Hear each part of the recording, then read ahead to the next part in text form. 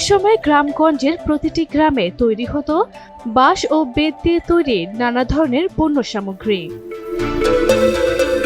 গ্রামের প্রতিটি বাড়ির বাঁশঝাড় থেকে বাঁশ কেটে নারী পুরুষরা তৈরি করতেন বিভিন্ন দৈনন্দিন কাজে ব্যবহৃত জিনিসপত্র। হতদরিদ্র পরিবারের অনেকেরই আয়ের একমাত্র মাধ্যম ছিল এগুলো।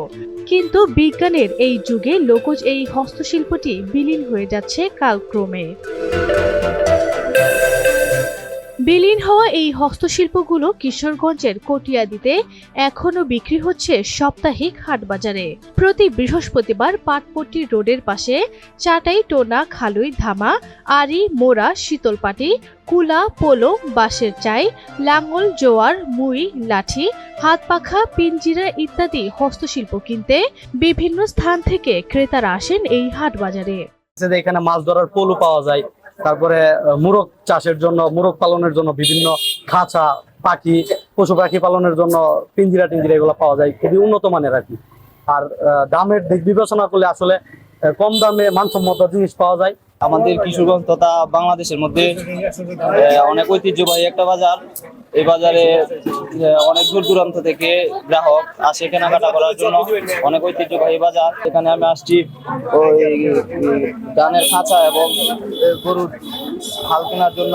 বাঁশ বেতের স্থান অনেকটাই প্লাস্টিক সামগ্রী দখল করে নিয়েছে বর্তমান সময়ে। লোকজ শিল্পীরা সমিতি থেকে সুদের বিনিময়ে টাকা নিয়ে বাঁশ ও বেতজাত দ্রব্য সামগ্রী তৈরি করলেও এতে তাদের খরচ পোষায় না, যার কারণে তারা অন্য পেশায় চলে যাচ্ছেন। আমি বাইনারি ব্যবসা করি। 9 জন পরিবারে 27 জন লোক, 27 জন মানে বাইনারি করিয়া মানে কোনো রকম চালান যায়। আমার বাসা দেখতে মানে আমি বেশি আব্বা মারা গেছে আমরা ব্যবসা করি 30 বছর ওই ব্যবসা কিনা করতে।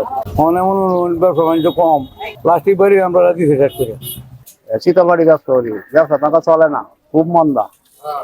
এই শিল্পটিকে টিকিয়ে রাখতে দরকার সরকারের পৃষ্ঠপোষকতা, অন্যথায় কালের বিবর্তনে হারিয়ে যেতে পারে এই শিল্পটি।